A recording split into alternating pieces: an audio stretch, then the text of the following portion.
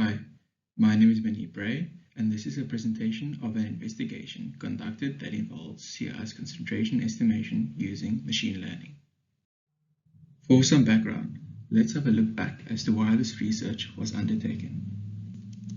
Due to the minimal amount of data in the southern Antarctic regions, specifically with regarding sea ice concentrations, scientists like climatologists were unable to thoroughly delve into this region as they do in the Arctic.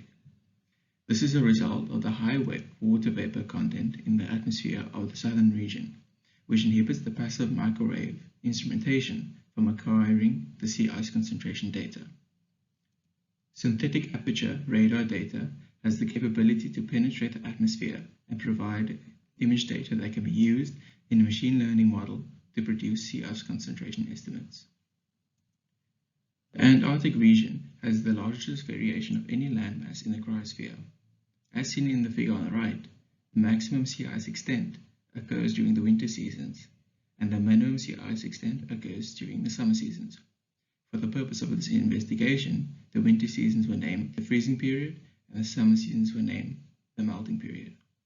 The change observed here in the Antarctic is drastically larger than the change in the Arctic region, which is likely attributed to the differences present in each environment that shapes the landscape of these large ice landmasses through time. This information of the seasonal cycles present in the Antarctic region poses a potential means of providing a machine learning model with hidden features that may have been overlooked in the past. The design approach illustrated here aims to give insight into the methodology implemented throughout the investigation. There are 5 key stages that were followed in sequence and allow the investigation to move forward with minimal setbacks. The first stage is the data selection stage. Here, the data sources were selected based on its ability to provide images with a high spatial and temporal resolution. 2 data sources were selected: Copernicus Open Access Hub for the satellite images, and OSI for 1D product provided by CMEMS for the sea ice concentration images. The data preparation stage involves correcting the images sizes and orientations caused by the past direction mislabeling in Copernicus's data preprocessing. The sea ice concentration files were reduced to patches that can be paired to the corresponding satellite images. The data was then ready to be implemented in a machine learning model. The third stage involves selecting a neural network based on previous research in this field and implementing an untested neural network as well. The LinkedIn architecture was chosen for use of its skip connection advantages, and the convolutional autoencoder architecture was chosen as a comparison for performance while presenting a new direction for sea ice concentration estimation. These 2 architectures were then adapted to produce estimations relevant to the investigation.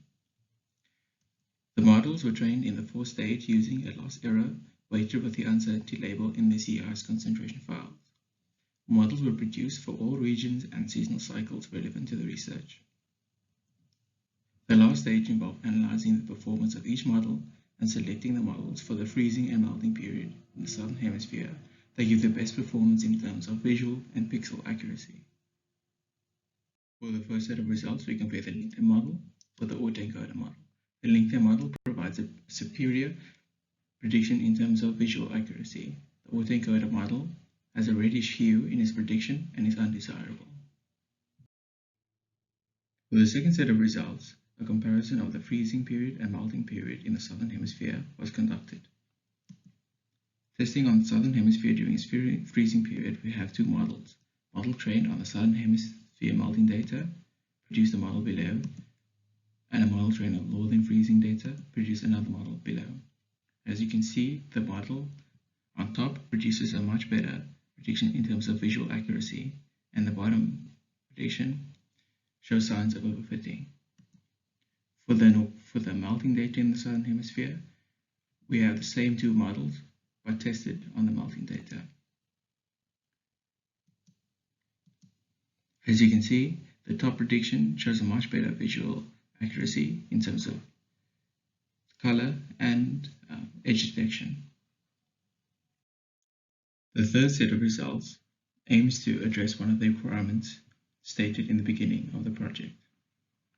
This involved identifying discontinuities within the predictions and using the newly presented information to provide a model that can correct these discontinuities.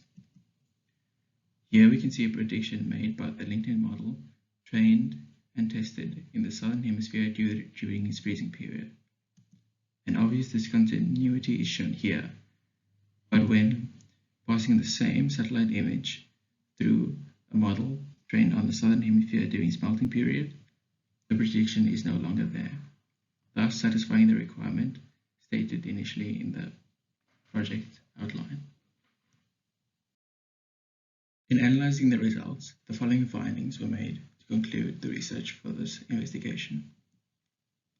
Models trained in the Southern Hemisphere during its melting period provided the best results when tested on southern data, regardless of whether the data was acquired during its freezing period or melting period. This is likely attributed to the model trained on southern melting data having more data compared to the freezing period. The second finding we made was that models trained with uncertainty-weighted loss provided a superior visual accuracy compared to other models. This is evident in the report, and going forward in the investigation provided the best results. As you can see in previous slides, the autoencoder model needs extensively large data sets to provide visually acceptable predictions, and models with low amounts of data provide predictions with a reddish hue.